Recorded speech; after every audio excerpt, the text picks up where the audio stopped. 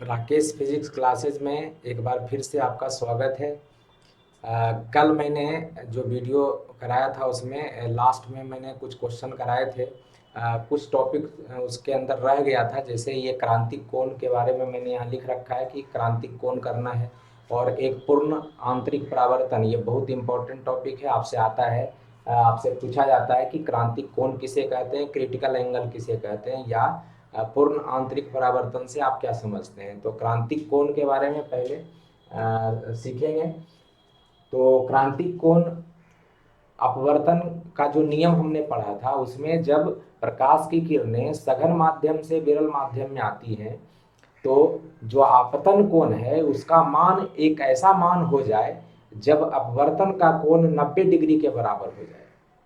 आपने देखा था कि जब प्रकाश की किरणें सघन माध्यम से विरल माध्यम में आती है तो अभिलंब से दूर जाती है ना।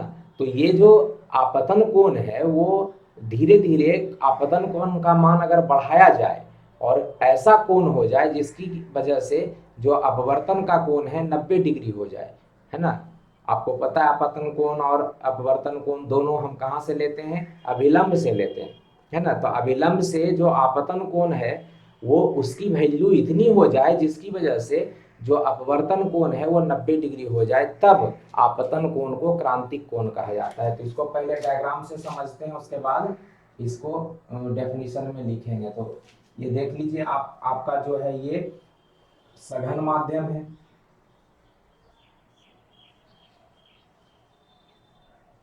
ठीक है ना। ये विरल माध्यम है,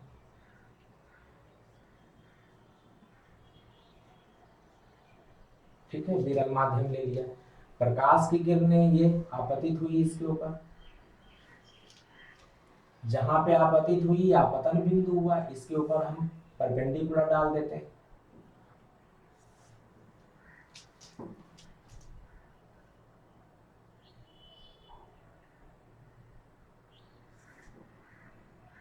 ये हो गया आपका अभिलंब,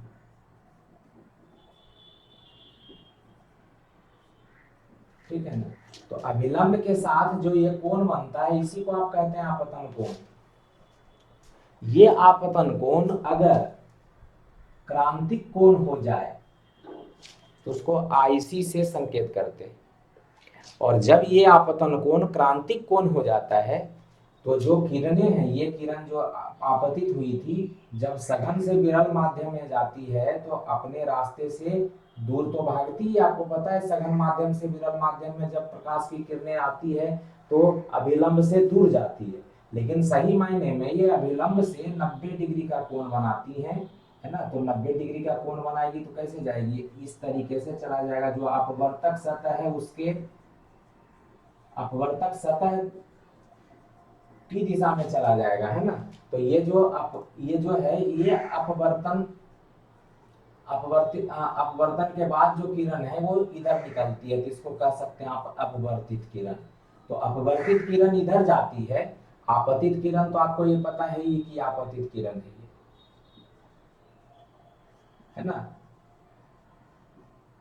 तो जब प्रकाश की किरणें सघन माध्यम से विरल माध्यम में एक ऐसे कोण पर आपतित होती है जिसके लिए अपवर्तन कोण का मान 90 डिग्री हो जाए, ठीक है ना। जब प्रकाश की किरणें सघन माध्यम से विरल माध्यम में एक ऐसे कोण पर जाते हुए गमन करते हुए एक ऐसे कोण पर आपतित होती हैं जिसके लिए अपवर्तन कोण का मान 90 डिग्री हो जाता है, तो वो आपतन कोण क्रांतिक कोण कहलाता है, क्रिटिकल एंगल कहलाता है, ठीक है ना। मतलब क्या है, आपतन कोण आपका आई अगर आईसी के बराबर हो जाए, क्रिटिकल एंगल के बराबर हो जाए, तो आर जो है वो 90 डिग्री के बराबर हो जाता है। ये एकदम ध्यान रखना है। तो इसी की को परिभाषा में लिखेंगे, क्या लिखेंगे,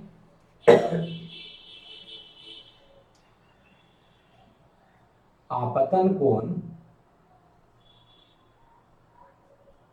आपतन कोण का वह मान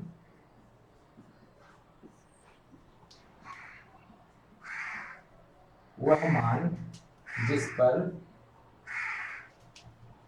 प्रकाश की किरणें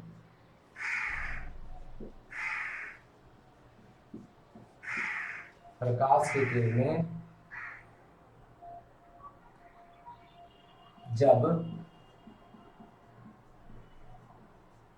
सघन माध्यम में आपतित होकर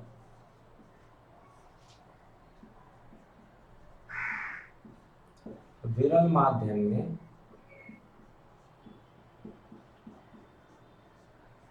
गमन करती है, आपतन कोण का वह मान जिस पर प्रकाश की किरणें जब सघन माध्यम में आपतित होकर विरल माध्यम में गमन करती हैं तो अपवर्तन कोण का मान 90 डिग्री हो जाता है। ठीक है ना, क्रांतिक कोण कहा जाता है।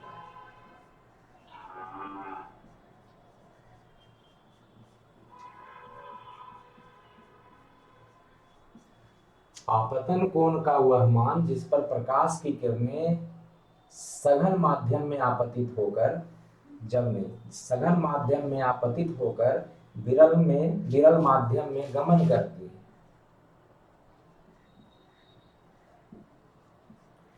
आपतन कोण का वह मान जिस पर प्रकाश की किरणें सघन माध्यम में आपतित होकर विरल माध्यम में गमन करती हैं तो अपवर्तन कोण का मान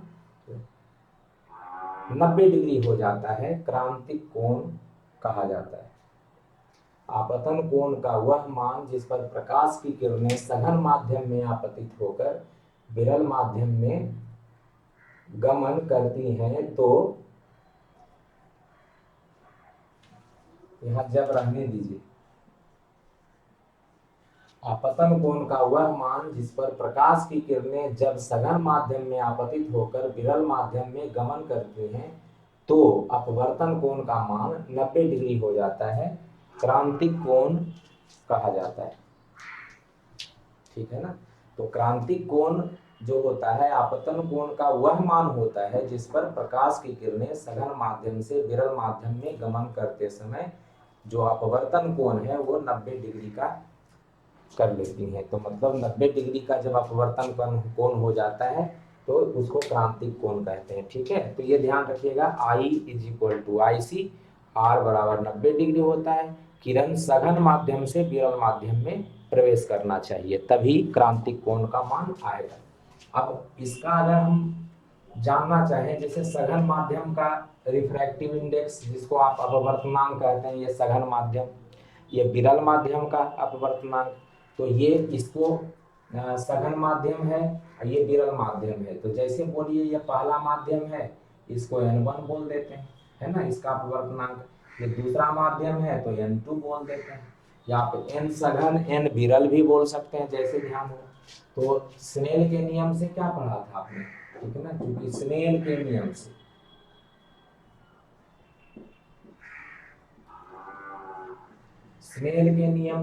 स्नेल का नियम बोलता है sin I बटा sin R बराबर N2 1, है ना। दूसरे माध्यम का सापेक्षिक अपवर्तनांक पहले माध्यम की अपेक्षा। तो sin I देखिए यहाँ पे क्या है, I का मान IC है और R का मान 90 डिग्री है। ये तो आपने पढ़ ही लिया है कि I बराबर IC है और R बराबर 90 डिग्री। तो इस मान को रख देते हैं तो क्या हो जाएगा, इसी को आप लिखते थे N2/N1। तो साइन आई के जगह पे लिख देते हैं साइन IC और साइन R के जगह पे लिख देते हैं, R का मान तो हमें पता ही है कि 90 डिग्री हो गया, है ना। तो N2 का मतलब दूसरा माध्यम था। स्नेल का नियम जब आपने लगाया था तो ये दूसरा माध्यम था, ये पहला माध्यम था। तो यहाँ पे भी देख रहे हैं IC, है ना, ये R है, ये वाला कोण 90 डिग्री है, तो ये R बराबर 90 डिग्री हो गया, है ना। तो साइन IC बटा साइन 90 N2 ये वाला बटा N1, तो यहाँ पे हो गया N2 बटा N1। लेकिन यहाँ दिख रहा है N2 जो है वो किसके लिए है, विरल माध्यम के लिए, और N1 किसके लिए है, तो सघन माध्यम के लिए। जैसे कांच और हवा है, तो ये कांच है, ये हवा है, ठीक है ना, तो ये ध्यान रखिएगा। और आईसी की वैल्यू कितनी होगी, ये आईसी का तो वैल्यू दिया रहेगा आपको, और 90 का वैल्यू 1 होता है, तो हो जाएगा sine IC is equal to N2/N1, ठीक है ना। तो यहाँ से आ रहा है, लेकिन ये ध्यान रखना है कि ये जो है N2/N1 है, उसमें आपको N2 विरल माध्यम है और N1 सघन माध्यम है। ये गलती मत कर लीजिएगा, क्योंकि N2 जनरली लोग सघन माध्यम से लगा लेते हैं, यहाँ विरल माध्यम है। जैसे मान लीजिए अब इसी में हम कांच ले लें, है ना, ग्लास ले लें, है ना, तो Ng है ये अपवर्तनांक किसका, तो कांच का अपवर्तनांक।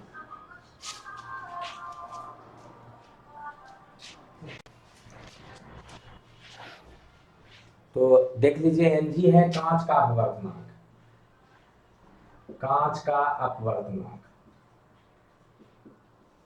तो ये हो गया सघन माध्यम, ये हो गया सघन माध्यम, है ना।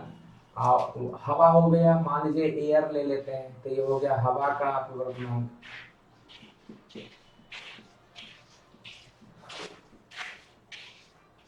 हवा का अपवर्तनांक हो गया ये विरल माध्यम,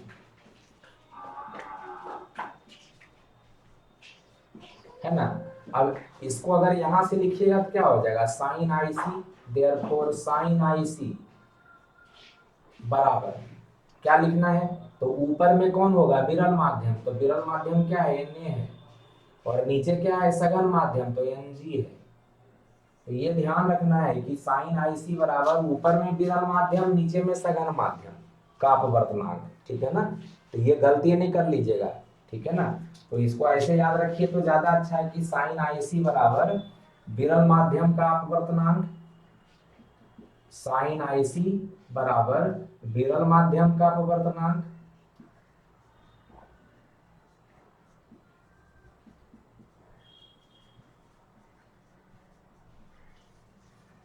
बटा सघन माध्यम का अपवर्तनांक।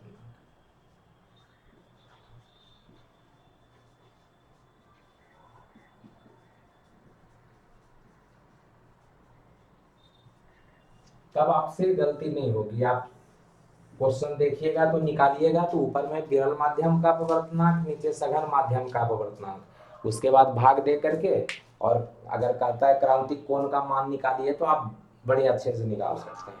तो ये था क्रांतिक कोण किसे कहते हैं, ये आता है। तो क्रांतिक कोण वह कोण होता है, ठीक है ना, या ऐसे भी कह सकते हैं कि जब प्रकाश की किरणें सघन माध्यम से विरल माध्यम में प्रवेश करती हैं, है ना, तो प्रकाश जो आपतन कोण है, आपतन कोण के वह मान के लिए जिसमें जो अपवर्तित किरण है वो 90 डिग्री का अपवर्तन कोण बनाती है। अपवर्तन कोण का मतलब क्या है, अभिलंब के साथ बनाया गया कोण, तो उस कोण को, जो आपतन कोण होता है, उसको हम क्रांतिक कोण कहते हैं, ठीक है। तो ध्यान रखना है, प्रकाश की किरणें कहाँ से कहाँ जानी चाहिए, तो सघन माध्यम से विरल माध्यम में जानी चाहिए, ठीक है ना, ठीक है। अब इसके बाद हम लोग करेंगे पूर्ण आंतरिक परावर्तन। तो पूर्ण आंतरिक परावर्तन भी इसके पहले जो मैंने क्रांतिक कोण कराया उसी से संबंधित है। तो मतलब जो प्रकाश की किरणें हैं इसमें भी सघन माध्यम से विरल माध्यम में प्रवेश करती है, और आपको पूर्ण आंतरिक परावर्तन के लिए शर्तें भी पूछी जाती है कि जो पूर्ण आंतरिक परावर्तन घटित होने के लिए क्या शर्तें होती है। तो सबसे पहला शर्त तो यही है कि जो प्रकाश की किरण है वो सघन माध्यम से विरल माध्यम में जानी चाहिए, प्रकाशिक सघन माध्यम से प्रकाशिक विरल माध्यम में प्रवेश करनी चाहिए। दूसरा जो है वो जो आपतन कोण होता है वो क्रांतिक कोण से बड़ा होता है। जब क्रांतिक कोण के बराबर होगा तब तो अपवर्तन कोण 90 डिग्री हो जाएगा, लेकिन अगर प्रकाश की किरणें जो सघन माध्यम में है वो क्रांतिक कोण से बड़े कोण पर आपतित होती है, तो जो आपका किरण है वो दूसरे माध्यम में ही नहीं जा करके उसी माध्यम में परावर्तित हो जाता है और पूर्ण रूप से परावर्तित होता है, इसलिए उसको पूर्ण आंतरिक परावर्तन कहते हैं। पूर्ण आंतरिक परावर्तन इसलिए क्योंकि सारी की सारी जो किरणें होती हैं वो परावर्तित हो जाती हैं, तो पूर्ण परावर्तन हो गया। और आंतरिक इसलिए क्योंकि जिस माध्यम में आई सघन माध्यम में, उसी सघन माध्यम में परावर्तित हो जाती है, और जब परावर्तित होती है तो परावर्तन के नियम का पालन करती है। तो कह सकते हैं कि जितनी भी किरणें हैं वो सब के सब उसी माध्यम में, सघन माध्यम में वापस परावर्तित हो जाती हैं, विरल माध्यम में नहीं आती। तो पूर्ण आंतरिक परावर्तन में जो प्रकाश की किरणें हैं उसी सघन माध्यम में परावर्तित होती है, विरल माध्यम में किरणें नहीं आती, है ना। तो उसको हम पूर्ण आंतरिक परावर्तन कहते हैं। तो इसमें भी क्या होना चाहिए, सघन माध्यम से विरल माध्यम में, मतलब ये जो है आपका अपवर्तक सतह है, अपवर्तक सतह, प्रकाश की किरणें सघन माध्यम से आ रही है ना, प्रकाश की किरणें सघन माध्यम से विरल माध्यम में आ रही है। लेकिन ये जो कोण है इस बार, है ना, ये हमने अभिलंब डाला,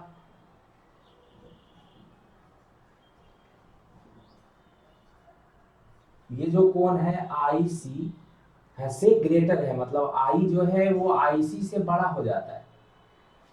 जब आपतन कोण क्रांतिक कोण से बड़ा हो जाए तो प्रकाश की किरण सघन माध्यम से विरल माध्यम में प्रवेश नहीं करती। सघन माध्यम ये विरल माध्यम है,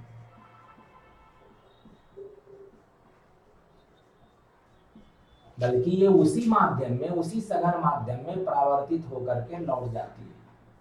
और जब परावर्तन होता है तो ये उसी नियम का पालन करती है जो परावर्तन का नियम पढ़ा था आपने। तो एंगल ऑफ इंसिडेंस, जो आपतन कोण होता है, वो परावर्तन कोण के बराबर हो जाता है, मतलब आई आर के बराबर हो जाता है।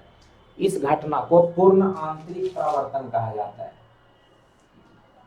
ठीक है ना। इस घटना को पूर्ण आंतरिक परावर्तन कहा जाता है। तो ये हो गया परावर्तित, परावर्तित किरण, ये हो गया आपतित किरण,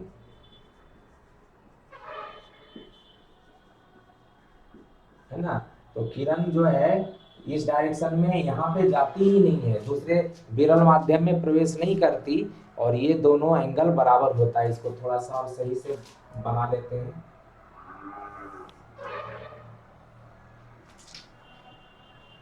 इस तरीके से। तो ये जो है आपका, जो ये वाला कोण है आपतन कोण, ये वाला कोण है अपवर्तन कोण, सॉरी परावर्तन कोण कहलाता है। तो अपवर्तन कोण नहीं है यहाँ पे, अपवर्तन कोण तो यहाँ होता है, लेकिन ये पूर्ण आंतरिक परावर्तन हो जाता है, मतलब पूरी की पूरी जो किरणें हैं वो सारी परावर्तित हो जाती है उसी सघन माध्यम में, ठीक है ना। तो इसको हम पूर्ण आंतरिक परावर्तन कहते हैं, ठीक है।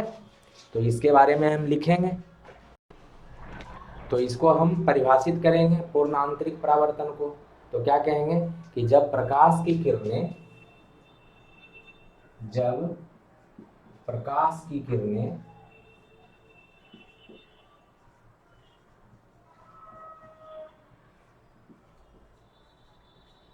सघन माध्यम, सघन माध्यम में क्रांतिक कोण, क्रांतिक कोण से बड़े कोण पर आपतित होती है। जब प्रकाश की किरणें सघन माध्यम में क्रांतिक कोण से बड़े कोण पर आपतित होती है तो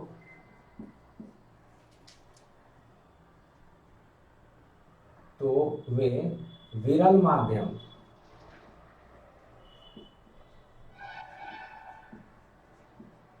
विरल माध्यम में प्रवेश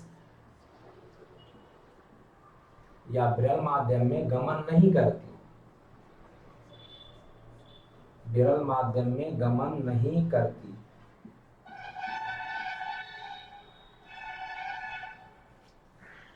विरल माध्यम में गमन नहीं करती,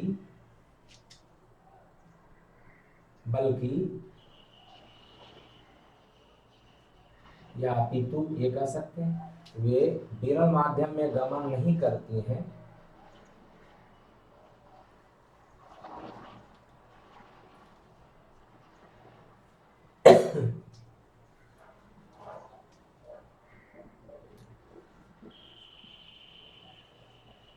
बल्कि उनका उसी माध्यम, उसी सघन माध्यम में, उसी सघन माध्यम में पूर्ण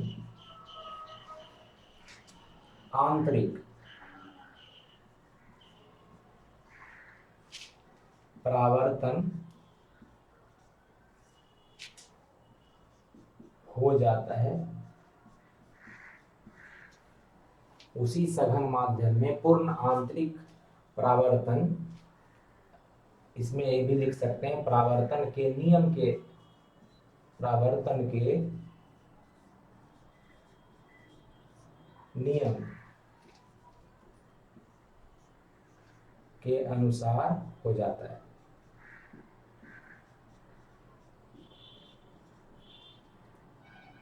ठीक है ना, इस घटना को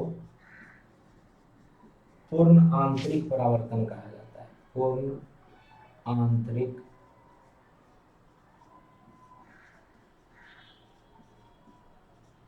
परावर्तन कहा जाता है।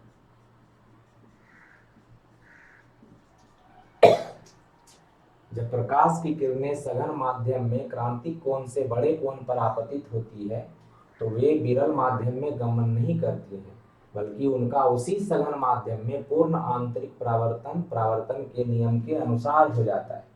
इस घटना को पूर्ण आंतरिक परावर्तन कहा जाता है। तो ये परावर्तन के नियम के अनुसार इसलिए क्योंकि आपतन कोण परावर्तन कोण के बराबर हो जाता है। तो इधर प्रकाश की किरणें नहीं आती, उसी माध्यम में लौट जाती है, मतलब सघन माध्यम में आई, सघन माध्यम में ही लौट गई। तो हमने परावर्तन में पढ़ा भी था कि जब प्रकाश की किरणें जिस माध्यम में आती है उसी माध्यम में लौट जाती है तो प्रकाश की इस घटना को हम परावर्तन कहते हैं। तो परावर्तन के नियम में पढ़ा था कि जो आपतन कोण है वो परावर्तन कोण के बराबर होता है। तो इसका मतलब है जब ये सघन माध्यम में जो किरण आपतित हुई वो अगर क्रांतिक कोण से बड़े कोण पर होती है तो उसी माध्यम में पुनः लौटती है, इधर तो आती नहीं है। इसका मतलब ये जब उसी माध्यम में लौटेगी, परावर्तन के नियम का पालन करेगी तो आपतन कोण परावर्तन कोण के बराबर हो जाएगा।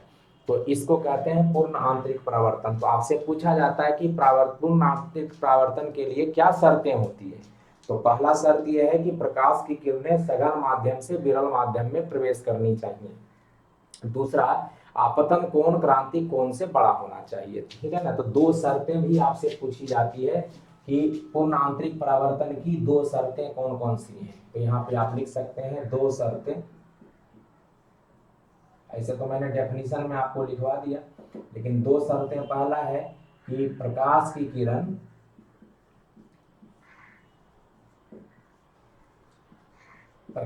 किरण सघन माध्यम से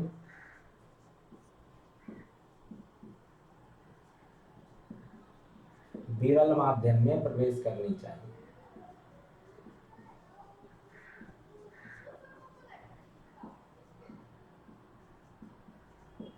प्रवेश करनी चाहिए। और दूसरा, आपतन कोण क्रांतिक कोण से बड़ा होना चाहिए। दूसरा, आपतन कोण का मान क्रांतिक कोण से बड़ा होना चाहिए।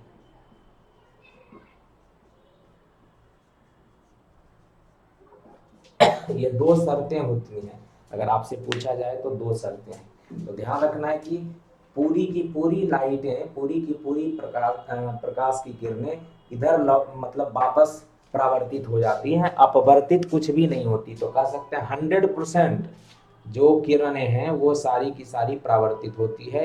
इधर अपवर्तित होने वाली किरण 0% होती है, तो इधर एकदम नहीं होता अपवर्तन। तो पूर्ण आंतरिक परावर्तन की बात कर रहा हूँ। और इसी पूर्ण आंतरिक परावर्तन के ऊपर आपका मृग मरीचिका, मिरेज जिसको बोलते हैं, या आपका प्रकाश तंतु, या जो हीरे का चमकना, इसी पे आधारित होता है। तो पूर्ण आंतरिक परावर्तन के ऊपर ही, है ना, आपका हीरे का चमकना,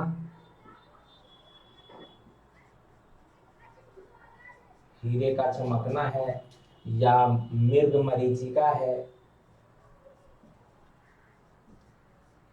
जो मरुस्थल में जब गर्मी का दिन होता है तो पानी दिखता है ना, लगता है बहुत बड़ा तालाब है, क्योंकि वहाँ पे इसके चलते, पूर्ण आंतरिक परावर्तन के चलते किसी पेड़ का की छाया जो है नीचे दिख जाती है। अगर कहीं पे पेड़ का प्रतिबिंब नीचे दिख जाता है, कहीं पे रहता है दूर में, तो अदरवाइज ऐसे भी बिना कुछ पेड़ के भी वहाँ पे एक बहुत बड़ा जलाशय दिख जाता है, तो उसको समझ बैठते हैं लोग कि वहाँ पे पानी है, और उसी को खोजने में चलते हैं, जो कि मृग मरीचिका है। जैसे आपको पता है कि जो मृग है उसके नाभि में कहा जाता है कि कस्तूरी होती है, उसकी खुशबू के लिए वो पूरा वन भटकता रहता है। तो मृग की मरीचिका मतलब मृग सोचता है कहाँ है कस्तूरी, और उसको खोजता है, तो वो इस भुलावे में रहता है कि उसके अंदर ही है। उसी को नाम दे दिया गया है कि आप मरुस्थल में जो है वहाँ पे तालाब आपको लगता है, जब आप जाते हैं वहाँ पे तो आपको तालाब नहीं दिखता, तालाब उससे कुछ और दूर फिर से बन जाता है। तो वो पूर्ण आंतरिक परावर्तन के चलते होता रहता है। उसी तरीके से जो हीरा है, हीरा के अंदर जो इसकी जो जौहरी होती है, वो उसको इस तरीके से कट करते हैं। हीरा खदान से जब निकलता है तो बड़ी इसका जो फीका चमक होता है, ये चमकदार नहीं होता उस समय।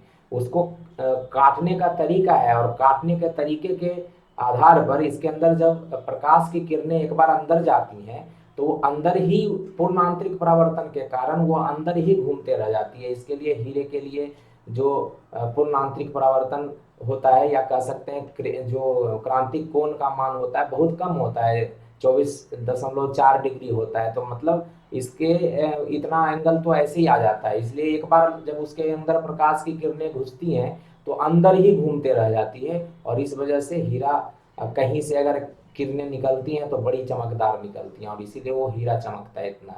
उसी तरीके से आजकल जो प्रकाश तंतु है, जिसका बड़े पैमाने पे प्रयोग किया जाता है सजाने के लिए भी, लाइट एक जगह से चलता है, एकदम देखते होंगे चलता चलता एकदम लास्ट वाले एंड पे जाता है, फिर से स्टार्ट होता है। तो बहुत तरह का जो है आजकल फाइबर, ऑप्टिकल फाइबर जिसको प्रकाश तंतु बोला जाता है, उसका बहुत बड़े पैमाने पे यूज किया जाता है। तो उसमें भी उसके अंदर हम क्या कहते हैं, सूचना को भी एक जगह से दूसरे जगह बहुत फास्ट भेजते हैं।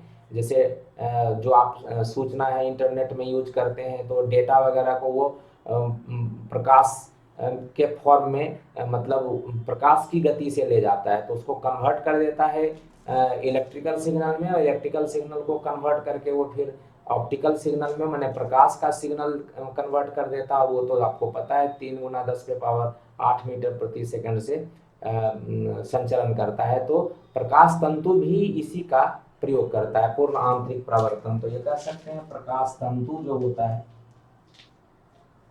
प्रकाश तंतु में संचरण जो होता है ना, ये ये सारे के सारे जो है इसी पे आधारित होता है ना। तो पूर्ण आंतरिक परावर्तन पर आधारित होता है, पूर्ण आंतरिक परावर्तन पर आधारित।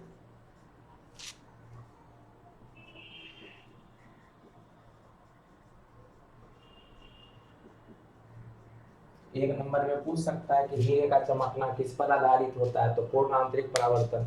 मृग मरीच का पूर्ण आंतरिक परावर्तन, प्रकाश तंतु भी पूर्ण आंतरिक परावर्तन। हाँ, कह सकते हैं कि कुछ कुछ जगह अपवर्तन भी साथ साथ शामिल रहता है। तो ये है हमारा पूर्ण आंतरिक परावर्तन। अब इसके इन दोनों टॉपिक के बाद हम थोड़ा क्वेश्चन और करेंगे इसमें, है ना। तो पहला क्वेश्चन है आपका कि इनमें से किसका अपवर्तनांक सबसे अधिक होता है, ठीक है ना। क्वेश्चन है आपका, इनमें से किसका अपवर्तनांक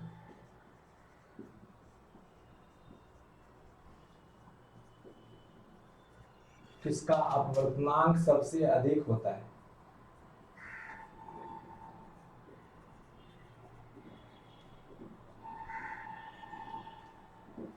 ठीक है, इनमें से किसका अपवर्तनांक सबसे अधिक होता है ना? तो आपका है कांच, पानी, लोहा, हीरा। ठीक है ना? पहला है कांच, दूसरा है पानी, तीसरा है लोहा, और चौथा है डी हीरा।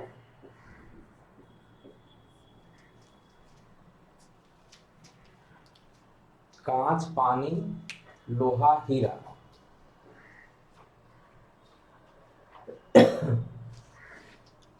तो हीरा का अपवर्तनांक सबसे ज्यादा होता है, इसमें 2.42 होता है। तो हीरा का अपवर्तनांक सबसे ज्यादा है, ठीक है ना? बाकी का कम होता है, इसका कांच का, पानी का, लोहा का, तीनों का अगर देखिएगा तो हीरा से बहुत कम होता है। तो हीरा का जो अपवर्तनांक है 2.42 होता है। तो ये ध्यान रखिएगा, हीरा का अपवर्तनांक सबसे ज्यादा होता है। नेक्स्ट क्वेश्चन है आपका, श्वेत प्रकाश का एक स्पंद हवा के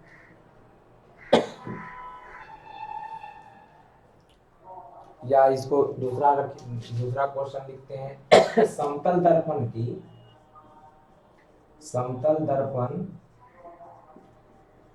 वक्रता त्रिज्या, समतल दर्पण की वक्रता त्रिज्या एवं फोकस दूरी क्या होती है? फोकस दूरी क्या होती है?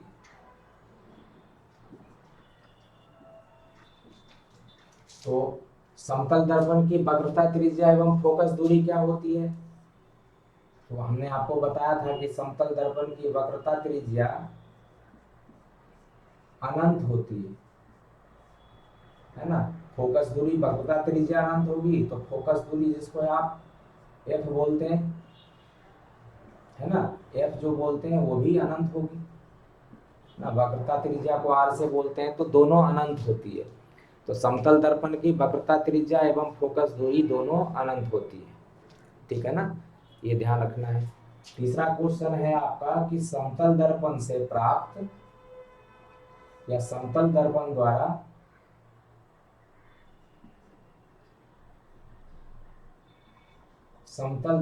द्वारा प्राप्त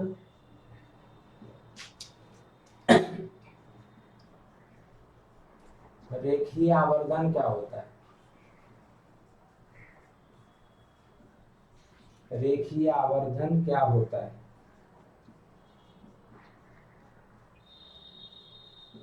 समतल दर्पण द्वारा प्राप्त रेखीय आवर्धन क्या होता है? तो क्या होता है रेखीय आवर्धन? तो हमने आपको बताया था कि m बराबर h डैश बाई h होता है, जिसको माइनस भी बटा यू बोलते हैं। तो समतल दर्पण तो आपको हमेशा उतना ही बड़ा प्रतिबिंब देता है बना के जितना वस्तु का आकार होता है ना? ये h डैश बटा h है, तो h डैश बराबर h के होता है, और समतल दर्पण से हमेशा सीधा प्रतिबिंब प्राप्त होता है।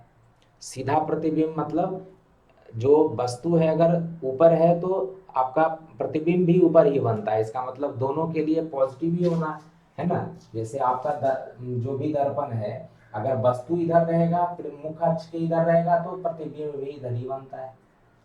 और ये h और h डैश दोनों बराबर होता है ना? तो दोनों तो मुख्य अक्ष से ऊपर है, और मुख्य अक्ष से ऊपर के लिए आपको पता है कि ये प्लस लेते हैं, ये भी प्लस होता है। तो m का वैल्यू कितना हो जाएगा? h डैश तो h के बराबर होगा, है ना? और ये भी h है, तो h ये +1 के बराबर होगा। मतलब समतल दर्पण के लिए रेखीय आवर्धन हमेशा +1 होता है ना? तो समतल दर्पण से प्राप्त जो प्रतिबिंब होगा उसका रेखीय आवर्धन आपसे पूछेगा तो ये बताएंगे, ठीक है?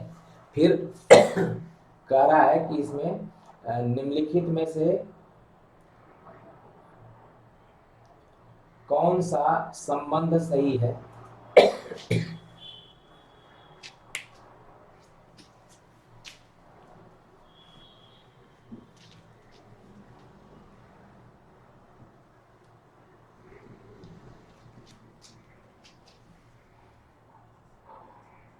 निम्नलिखित में कौन सा संबंध सही है?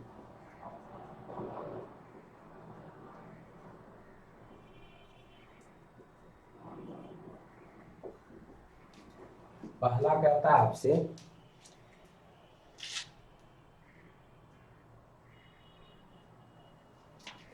refractive index of glass with respect to air is equal to refractive index of water with respect to air into refractive index of glass with respect to water। एक आपका ऑप्शन ये दिया है, दूसरा ऑप्शन दिया है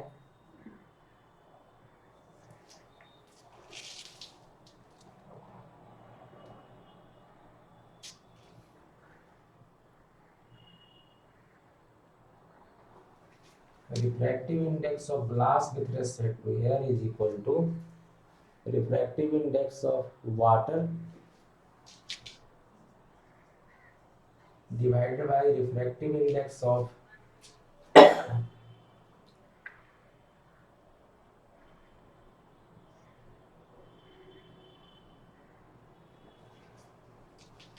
glass with respect to water। तीसरा बोल रहा है रिफ्रैक्टिव इंडेक्स ऑफ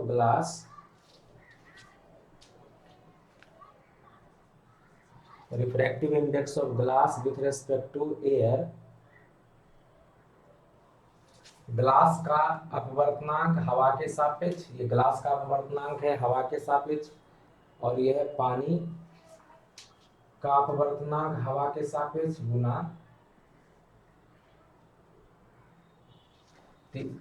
तीसरा हो गया ग्लास का अपवर्तनांक हवा के सापेक्ष। चौथा जो दिया है आपका वो दे रखा है पानी का अपवर्तनांक हवा के सापेक्ष बराबर ग्लास का अपवर्तनांक वाटर के सापेक्ष गुना ग्लास का हवा के सापेक्ष। ठीक है, ये जो भी रहे इस पे हमें नहीं जाना। हमें ध्यान ये रखना है कि अगर आपसे कहा जाए, कोई भी दिख रहा है इसमें कि अपवर्तनांक किसका दिया है, आपको अपवर्तनांक दिया है ग्लास का यहाँ, फिर हवा पानी का दिया है ना ये, और ये दोनों का एक साथ में दिया हुआ है। तो हमने यहाँ पे दिख रहा है NGW जो लिखा हुआ है, ये NGW, इसको हमने कहा था आपको, आप ऐसे भी लिख सकते हैं NGW, और इसको आप ऐसे लिख सकते हैं NG/NW। और उसके बाद देख लीजिए कि तीसरा कौन है, तो तीसरा सब में हवा है, क्योंकि ग्लास वाटर वाला तो हमने लिख दिया, और हवा है तो हवा को यहाँ पे लगा दीजिए ऊपर नीचे। अब इसको सही से लिख लीजिए तो क्या आया, NGW ये वाला बराबर NGA है ना, और बटा NWA, ये आ गया। अब देख लीजिए कौन आपके लिए आ रहा है सही। जैसे ये दोनों देख लेते हैं, NWG ये वाला है ना, NGW ऐसे लिखिएगा तब भी वही चीज है, NGW को इधर कर लीजिए, ये कोना कोनी गुना कर लीजिए तो NWA इधर आ जाएगा इज इक्वल टू NGA इधर आ जाएगा। तो ये पहला वाला ही है आपका जो सही है, ये जो दिख रहा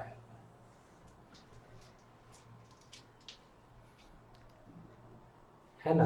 तो जो अपवर्तनांक है, अपवर्तनांक को हम इस तरीके से लिख सकते हैं।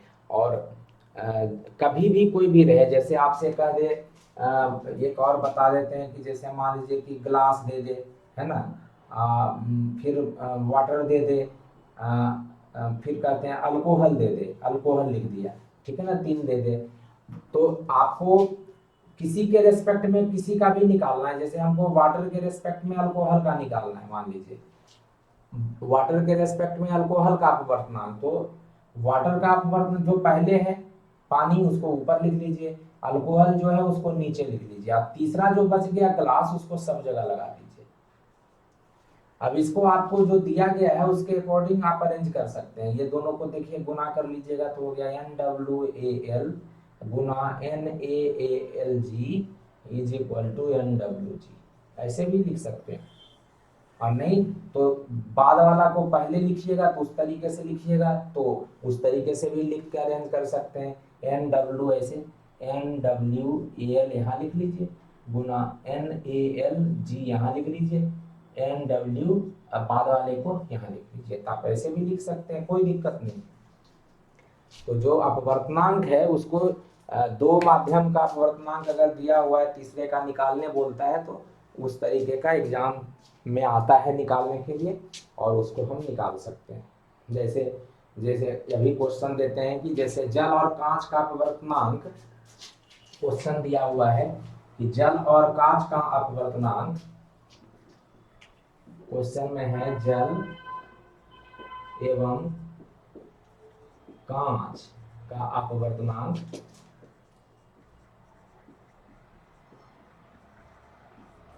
क्रमशः, जल एवं कांच का अपवर्तनांक क्रमशः 4/3 तथा 3/2 है। 4/3 तथा, तो जल का कांच के सापेक्ष, तो जल का कांच के सापेक्ष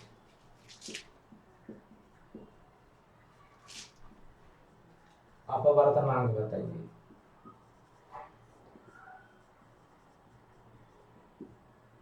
ये आपसे पूछ लिया जाए, कुछ नहीं करना है, हम जो बता रहे हैं एकदम ध्यान दीजिएगा, तो आपसे एक क्वेश्चन गलती नहीं होगा। आपसे जो कहा निकालने के लिए जल का कांच के सापेक्ष, किसका कह रहा है? जल का, तो जल हो गया वाटर, है ना। किसके सापेक्ष? कांच के सापेक्ष, तो कांच हो गया बाद में ग्लास, तो NWG लिख लेंगे। और इसको ऊपर नीचे हमने कहा था शुरू में, W है वाटर है तो ऊपर लिख लीजिए, ग्लास नीचे है तो नीचे लिख दीजिए। देखिए पहले W है तो हमने W ऊपर लिख दिया NW, और G बाद में है तो NG नीचे लिख दिया।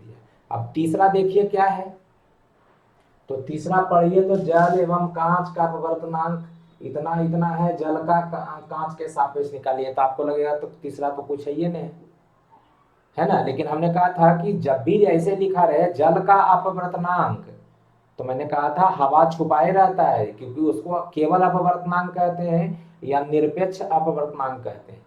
अदरवाइज देखते हैं लिखना जल का कांच के सापेक्ष, ये सापेक्षिक अपवर्तनांक होता है। लेकिन ये यहाँ पे अगर आपको केवल एक का किसी का बोल दिया, जल का अपवर्तनांक, कांच का अपवर्तनांक, तो हवा के सापेक्ष होता है। इसका मतलब यहाँ हवा छुपाया हुआ, आपको क्वेश्चन में दिया हुआ है जल का अपवर्तनांक 4/3 है, तो आपको दिया हुआ है जल का अपवर्तनांक 4/3 हवा के सापेक्ष। कांच का अपवर्तनांक दे रखा है 3/2, तो किसका सापेक्ष, किसके सापेक्ष? हवा के सापेक्ष, ये दे रखा है आपको, है ना। तो ये ध्यान रखना है कि अगर ये दिया हुआ है तो इस तरीके से हमको ध्यान रखना। अब यहाँ पे तीसरा जो माध्यम है, यहाँ पे पकड़ में आया कि अच्छा हवा था, तो आंख बंद करके यहाँ पे हवा दोनों में लगा दीजिए। और अब देखिए कि ये जो दिया हुआ है वो है कि नहीं, NWA है, यहाँ भी NWA, NGA है तो यहाँ भी NGA, तो एकदम दिया हुआ है तो मान रख देंगे। अगर नहीं दिया रहता, मान लीजिए यहाँ पे NWA आ रहा है, यहाँ NAW दिया रहता, तो हमने कल बताया था कि NWA से NAW निकालते हैं तो इसको उल्टा कर देते हैं। NGA से मतलब ये कांच का हवा के सापेक्ष अपवर्तनांक 3/2 है, तो हवा के सापेक्ष कांच का NAG, इसको अगर NAG लिखिएगा तो ये 2/3 हो जाएगा। इतना ही तो है, हमने कहा था इसको उल्टा कर देते हैं, है ना। तो ऐसे भी निकाल सकते हैं कि अगर ग्लास का हवा के सापेक्ष अपवर्तनांक 3/2 है, तो हवा के सापेक्ष ग्लास का अपवर्तनांक निकालना हो तो केवल इसको उल्टा कर देते हैं सब में, है ना। तो ये ध्यान रखिएगा। यहाँ पे तो मान आपको आया हुआ है NWA 4/3 है, लिख दीजिए, है ना। NGA 3/2 है, लिख दीजिए, हो गया 4/3 गुना 3/2 है तो उसका उल्टा हो जाएगा 8/9 आंसर है, 8/9 आंसर होगा, ठीक है ना। तो इसके बाद फिर नेक्स्ट क्वेश्चन करते हैं। तो ये हमने 3 क्वेश्चन अभी आपको दिए हैं, देखिए क्या है। किस कारण वायु का बुलबुला पानी के अंदर चमकता दिखाई पड़ता है? वायु का बुलबुला पानी के अंदर चमकता दिखाई पड़ता है, किस कारण से, है ना। तो किस कारण से चमकता दिखाई पड़ता है, तो आंसर क्या होगा, उत्तर प्रकाश के पूर्ण आंतरिक परावर्तन के कारण, जो अभी आपको बताए थे, प्रकाश के पूर्ण आंतरिक परावर्तन के कारण।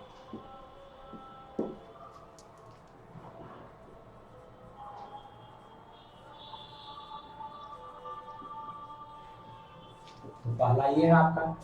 दूसरा क्वेश्चन क्या है, तालाब की तली कुछ ऊपर उठी हुई प्रतीत होती है। जब आप कोई तालाब को देखेंगे तो उसका जो नीचे वाला जो सतह है वो लगेगा कि ऊपर है, वो लगेगा ज्यादा गड्ढा नहीं है, और आप पैर रखेंगे तो वो पैर वहां नहीं होकर के उससे नीचे होता है। जो सतह है आप सोचेंगे यहाँ पे है, और पैर रखेंगे तो वहां पे नहीं रखाएगा और नीचे हो जाता है।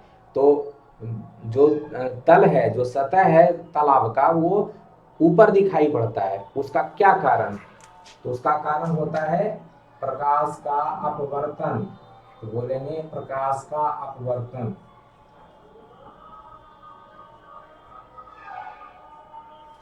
ठीक है ना। इसी तरीके से जो पानी के अंदर जो मछली होती है, ठीक है ना, उसको जब ऊपर से कोई चिड़िया देखती है तो जो मछली होती है वो जहाँ पे होती है वहां से ऊपर दिखाई पड़ती है। तो वो भी पूछ सकता है कि जो चिड़िया है, जो मछली पकड़ने वाले या हम लोग हैं, ह्यूमन बीइंग है, जो आदमी है, वो जब मछली को देखता है तालाब के अंदर, तो तालाब में जो मछली दिखती है वो वास्तविक में कहाँ पे होती है, जहाँ पे दिखती है वहीं पे होती है, या उससे ऊपर होती है, या उससे नीचे होती है। तो जहाँ पे दिखती है वास्तव में वहां से नीचे होती है। ठीक है ना। जो ऊपर से देख रहा है उसको जहां दिखता है वो ऊपर दिखता है, मतलब उससे नीचे होता है। और मछली को, जैसे मछली अंदर में पानी में है, और मछली अगर किसी चिड़िया को देखती है ना, तो जहां पे चिड़िया होती है सही मायने में, है ना, उससे वो चिड़िया एक्चुअली में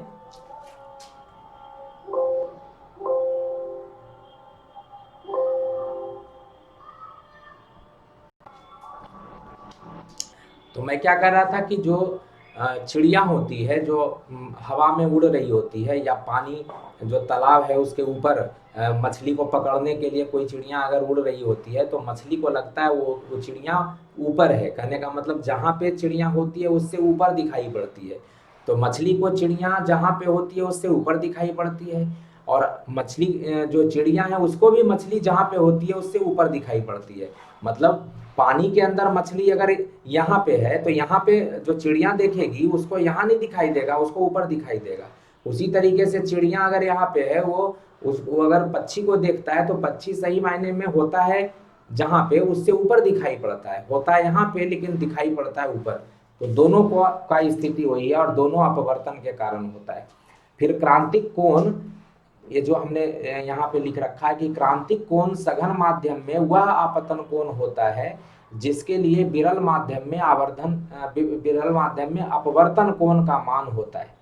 तो क्रांतिक कोण का जो मान है ना, क्रांतिक कोण जो है वो क्रांतिक कोण अभी हमने कराया था आपकी कि क्रांतिक कोण सघन माध्यम में वह आपतन कोण होता है जिसके लिए विरल माध्यम में अपवर्तन कोण का मान 90 डिग्री होता है ना।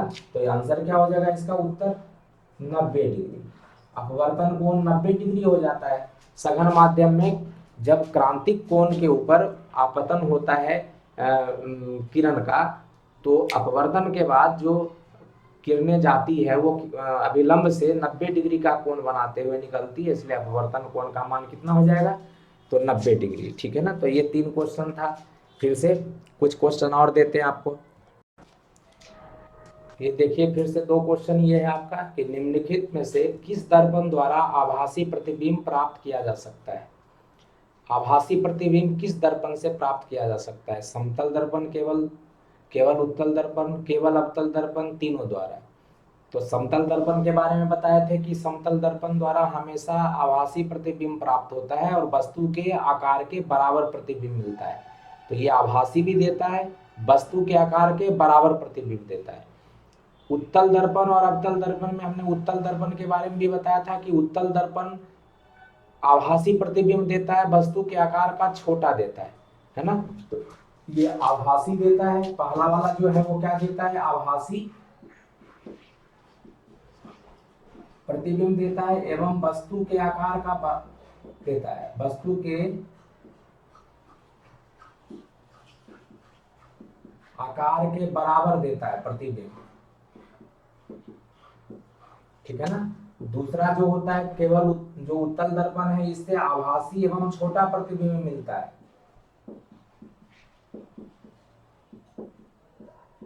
आभासी एवं छोटा प्रतिबिंब मिलता है। अवतल दर्पण में बताया था कि यह आभासी प्रतिबिंब एक ही स्थिति में देता है, लेकिन आभासी प्रतिबिंब इसका बड़ा प्रतिबिंब होता है।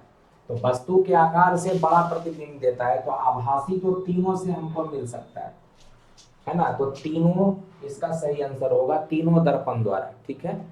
अब दूसरा जो क्वेश्चन है वो कह रहा है यदि कांच वायु का क्रांतिक कोण थीटा है, कांच वायु का क्रांतिक कोण थीटा है, तो क्रांतिक कोण का मतलब क्या हो गया, आईसी बराबर थीटा।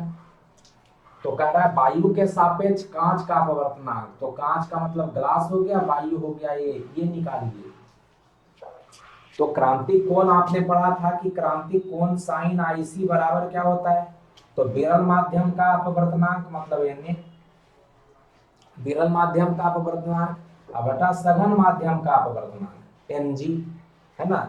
आईसी का मान थीटा दिया हुआ है, तो क्या हो गया साइन थीटा बराबर एन ए, है ना, बटा एन जी, एन ए बटा एन जी आ रहा है, इसको एन ए बटा एन जी है। आपको कह रहा है एन जी ए निकालने के लिए कांच का अपवर्तनांक निकालिए वायु के सापेक्ष, तो इसको उल्टा करना पड़ेगा। तो ये हो जाएगा 1 बटा साइन थीटा बराबर एन जी बटा एन ए, ये होगा। और इसी को बोलते हैं एन जी बटा एन ए को ही बोलते हैं ये एन जी ए। तो एन जी ए बराबर हो गया 1 बटा साइन थीटा। आंसर हो गया 1 बटा साइन थीटा, है ना। मतलब जो कांच का अपवर्तनांक जो है हवा के सापेक्ष या वायु के सापेक्ष 1 बटा साइन थीटा होगा, ठीक है ना। तो ये देख लीजिए फिर से, आपके पास ये क्वेश्चन है, क्षैतिज समतल दर्पण पर 60 डिग्री पर आपतित किरण के लिए विचलन कोण का मान क्या होगा। क्षैतिज समतल दर्पण मतलब एक दर्पण है, ये आपका क्षैतिज है ना, ये समतल दर्पण हो गया, इसके ऊपर कोई कोण जो आपका जो किरण है वो आपतित हो रहा है किस पे, तो 60 डिग्री पे। तो 60 डिग्री पे आपतित होने का मतलब क्या है, आपतन कोण 60 डिग्री है। तो यहाँ पे क्या करिएगा आप, पहले अभिलंब बनाइएगा, है ना। तो ये हो गया अभिलंब, तो अभिलंब से कितना कोण बना रहा है, 60 डिग्री का कोण। अब 60 डिग्री का कोण क्षैतिज समतल दर्पण पे आया, तो कह रहा है कि विचलन का कोण कितना होगा। तो आपको पता है आपतित किरण ये है और ये दर्पण है, तो दर्पण में तो किरण इधर आएगा नहीं, ये क्या हो जाएगा परावर्तन, तो परावर्तन हो जाएगा, तो परावर्तन इस तरीके से होगा, परावर्तन के नियम का पालन करेगा, तो ये हो जाएगा परावर्तित किरण, है ना। तो परावर्तित किरण जब ये होगा तो ये वाला जो कोण हो जाएगा आर, परावर्तन कोण ये भी 60 डिग्री हो जाएगा। तो किरण ये जो जा रहा था वो किरण सही मायने में इधर जाना चाहिए था, लेकिन नहीं गया और चला गया इधर। तो जो ओरिजिनल जो रास्ता था उससे कितना डिग्री से मुड़ गया, उसी को विचलन कहते हैं। ओरिजिनल रास्ते से कितना मुड़ा उसको विचलन कहते हैं। मतलब ये वाला जो कोण है, ये वाला कोण, इसी को विचलन कोण कहा जाता है। तो ये वाला कोण को विचलन कोण कहते हैं, उसी को डी से संकेत करते हैं आप, है ना। तो ये जो डी है वो कितना के बराबर होगा, डी, एंगल डी। तो आपको पता है ये पूरा सीधा का सीधा कोण जो है वो किसके बराबर है, तो 180, है ना, 180 डिग्री के बराबर है ना। ये लाइन सीधा होता है तो 180 डिग्री, और इस 180 डिग्री में ये वाला टोटल एंगल निकाल देंगे, तो ये आई है, 60 डिग्री जो था वो आई था, और ये आर है, तो आई और आर दोनों बराबर ही होता है। तो आप कह सकते हैं इसमें माइनस कर देंगे कौन सा कोण, तो आई प्लस आर, और सही मायने में इसको आप ऐसे भी लिख सकते हैं आई प्लस आई, क्योंकि आपतन कोण परावर्तन कोण के बराबर होता है। तो 180 माइनस 2i ये फॉर्मूला बन गया, इसको आप याद रख सकते हैं, 180 माइनस 2i, है ना, ये फॉर्मूला हो गया आपका। बाकी तो वैल्यू वाइज तो मैं उधर ही बना देता, तो 2 गुना 60 हो गया 120, मतलब 180 में ये जाएगा तो 60 डिग्री जो आपका वैल्यू आएगा वो कितना आ जाएगा, तो 60। ठीक है ना। तो ये ध्यान रखना है कि 180 माइनस 2i होता है। तो ये आपका पहला वाले का आंसर हो गया। दूसरा कह रहा है यदि एक समतल दर्पण को किसी वस्तु की ओर 4 मीटर प्रति सेकंड के वेग से ले जाया जाता है तो किस वेग से प्रतिबिंब वस्तु की ओर आता हुआ प्रतीत होगा। ये याद कर लीजिए कि अगर दर्पण, ये दर्पण है ना, समतल दर्पण है और ये वस्तु है ना, ये वस्तु है। अगर दर्पण को हम वस्तु के दिशा में ले जाते हैं, समतल दर्पण को ले जा रहे हैं, तो वस्तु की दिशा में अगर ले जाते हैं, कितना वस्तु को की दिशा में आप अगर क्या कहते हैं u मीटर प्रति सेकंड से ले जाते हैं, है ना, तो जो इसका प्रतिबिंब इसके अंदर बनता है, प्रतिबिंब वस्तु की तरफ आता हुआ जो दिखाई पड़ता है ना, प्रतिबिंब जो दिखाई पड़ता है वस्तु की तरफ आता हुआ, वो इसका डबल से होता है 2u प्रति मीटर प्रति सेकंड। तो यहाँ पे सिंपल आंसर हो जाएगा कितना, 4 है तो 2 गुना 4 मतलब 8 मीटर प्रति सेकंड से वस्तु के तरफ आएगा। तो ये हो गया 2 क्वेश्चन आपका। फिर नेक्स्ट क्वेश्चन जो है आपका वो क्या है, एक वस्तु को 2 समतल दर्पण के बीच रखा गया है। ठीक है ना, एक वस्तु को 2 समतल दर्पण के बीच रखा गया है, दो जो एक दूसरे से 45 डिग्री के कोण पर स्थित है, कितने प्रतिबिंब प्राप्त होंगे। तो ध्यान रखना है, इसका भी फॉर्मूला होता है कि जो प्रतिबिंबों की संख्या होती है, प्रतिबिंबों की संख्या जो होती है वो होता है 2 पाई बाई थीटा या 2 पाई बाई थीटा माइनस 1। ठीक है ना, जो विषम होता है वही लेते हैं, जो विषम हो, मतलब दोनों में से कोई भी जिसका मान विषम होगा वही लेंगे। अब देख रहे हैं यहाँ पे थीटा का मान वही 45 डिग्री जो यहाँ पे दिया हुआ है, दोनों दर्पण के बीच का कोण। थीटा क्या है, दर्पण के बीच का कोण, दर्पण के बीच का कोण। तो यहाँ पे 45 डिग्री है, अब उसको रख दीजिएगा। ध्यान रखना है कि वो सम आएगा तो नहीं लेंगे। जैसे मान लीजिए पहले हम निकालते हैं 2 पाई बटा थीटा बराबर हो गया 2 गुना पाई का मान 180 होता है, अब बटा थीटा 45 डिग्री है, तो 45 से देखिए 4 से कट गया, है ना, तो 4 दूनी 8 आ रहा है, तो ये वाला मान नहीं होगा, -1 वाला होगा। ठीक है ना, तो ध्यान रखना है कि -1 वाला तब लेना पड़ेगा। तो ये हो गया -1, तो ये हो गया 8 - 1 दैट इज 7, 7 प्रतिबिंब बनेगा। हमेशा विषम आना चाहिए, सम आएगा तो वो वाला नहीं लेंगे। अगर इससे सम आ रहा है तो ये लेंगे, इससे सम आ रहा है तो ये लेंगे, विषम वाला मान आएगा, सम वाला मान नहीं लेंगे। ठीक है ना, तो ये भी ध्यान रखना है कि अगर इसका क्वेश्चन आता है इस तरीके से कि कोई भी दो जो आपका क्या कहते हैं दर्पण है वो एक दूसरे से इतने कोण पे अगर है तो कितना प्रतिबिंब बनेगा, तो उसको इस तरीके से निकाल सकते हैं। ठीक है ना,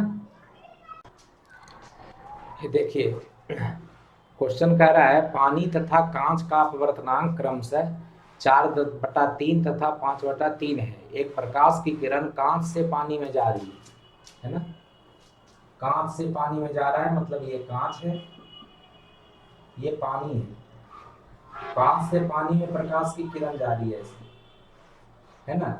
तो आपसे पूछ रहा है कि क्रांतिक कोण का मान बताइए। तो क्रांतिक कोण के लिए तो पता है कि अगर ये क्रांतिक कोण हो जाए, है ना, तो ये जो किरण है अपवर्तन होगा तो ऐसे जाएगी, मतलब R का मान 90 डिग्री हो जाए। और ये कांच है, ये पानी है। हमने सिखाया था आपको स्नेल के नियम से क्या हो जाएगा, ऐसे तो डायरेक्ट भी आपको सिखाए थे क्या कि साइन IC बराबर क्या था, साइन IC बराबर क्या कहे थे, विरल माध्यम का अपवर्तनांक बटा सघन माध्यम का अपवर्तनांक। तो ऐसे भी लिख सकते हैं सीधा साइन IC बराबर विरल माध्यम का अपवर्तनांक, है ना। विरल माध्यम कौन है भाई, तो पानी है, तो पानी हो गया NW बटा कांच का अपवर्तनांक Ng, सघन माध्यम का अपवर्तनांक साइन IC। तो कह रहा है कि साइन IC तो निकालिए, तो निकालेंगे इसको। NW का मान कितना है, तो कह रहा है कांच का पानी का अपवर्तनांक 4/3 है, तो पानी का तो अपवर्तनांक दे रखा है 4/3, और कांच का अपवर्तनांक 5/3 दे रखा है ना, तो Mg दे रखा है 5/3, तो रख लीजिए मान, है ना। विरल माध्यम का अपवर्तनांक 4/3, सघन माध्यम का अपवर्तनांक 5/3, है ना, तो ये हो गया 4/3 और गुना 3/5, 3 से 3 कट गया, ये हो गया 4/5, तो यहाँ से आ गया साइन IC का मान कितना आ गया 4/5, है ना। तो यहाँ से वैल्यू कितना आ गया, यहाँ से वैल्यू देखिएगा तो साइन IC बराबर 4/5, तो क्रांतिक कोण का मान अगर बोलिएगा तो IC बराबर हो गया साइन इनवर्स 4/5, है ना। तो ये ध्यान रखना है कि जो वैल्यू है यहाँ पे, अगर आपसे कहेगा कि IC का मान निकालिए तो ये हो जाएगा साइन इनवर्स 4/5 को 0.8 भी लिख सकते हैं, है ना। तो ये ध्यान रखना है कि वैल्यू वाइज कितना आ रहा है, तो कितना आया वैल्यू साइन इनवर्स 0.8 या साइन इनवर्स 4/5, ये आ गया क्रांतिक कोण का मान, ठीक है। तो क्रांतिक कोण का मान ऐसे आता है निकालने, स्नेल के नियम से भी निकाल सकते हैं, साइन IC बटा साइन 90 लिखना पड़ेगा इज इक्वल टू, फिर लिखना पड़ेगा NW/Ng, लेकिन हमने आपको सिखा दिया था साइन IC बराबर विरल माध्यम का अपवर्तनांक बटा सघन माध्यम का अपवर्तनांक, लिखिए सीधा निकाल दीजिए, जल्दी से आ जाएगा, है ना। तो ये कुछ क्वेश्चन हैं जो हमने आपको बताए हैं। अब इससे संबंधित कुछ और क्वेश्चन होंगे तो मैं साथ साथ करा दूंगा, लेकिन अब थोड़ा सा लेंस पे चलेंगे। ऐसे दर्पण का, अवतल दर्पण का भी कुछ क्वेश्चन है जो कि मैं साथ साथ 1-2 क्वेश्चन कराता चलूँगा, है ना। उस तरह का भी क्वेश्चन आता है तो उसको भी टच करते चलेंगे साथ साथ, लेकिन अभी लेंस का भी लेंस मेकर फॉर्मूला कराना है। लेंस मेकर फॉर्मूला जिसके ऊपर होता है, जैसे जो क्या कहते हैं, कोई भी स्फेरिकल सरफेस है, गोलीय सतह है, उसके ऊपर जो अपवर्तन होता है तो वहाँ से भी एक सूत्र आता है, उसको N2/V - N1/U is equal to N2 - N1/R आता है वो, लेकिन वो फॉर्मूला आपको ये वाला एग्जाम में आ चुका है तो वो तो नहीं पूछेगा आपसे। लेंस मेकर फॉर्मूला आपके लिए बहुत इम्पोर्टेंट हो जाता है, ठीक है ना, तो उसको ध्यान रखते हुए हम अभी करेंगे। तो अगले लेक्चर में मैं सोच रहा हूँ थोड़ा सा उसी दिशा में चला जाए, ठीक है ना। अभी आप लोग के लिए वो ज़्यादा इम्पोर्टेंट है, तो अभी कुछ कुछ जहाँ जहाँ आपके लिए इम्पोर्टेंट नहीं है मैं उसको स्किप करता चलता हूँ, ठीक है ना, क्योंकि वो उतना करिएगा तो संभव नहीं है, फिर मैं बाद में सारा लेक्चर डाल दूँगा। तो मिलते हैं फिर नेक्स्ट लेक्चर में, नेक्स्ट वीडियो में, तब तक के लिए आपसे विदा लेते हैं भाई, पढ़िए मन लगा करके।